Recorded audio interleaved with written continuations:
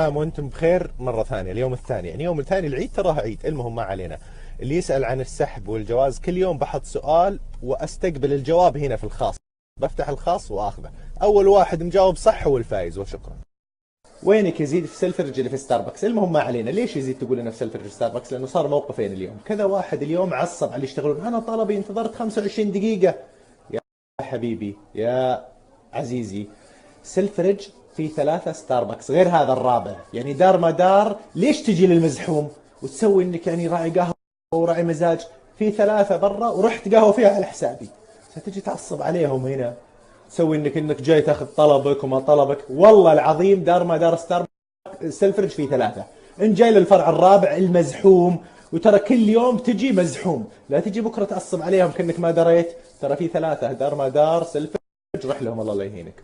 وشكرا لإتاحة الفرصة لغيرك.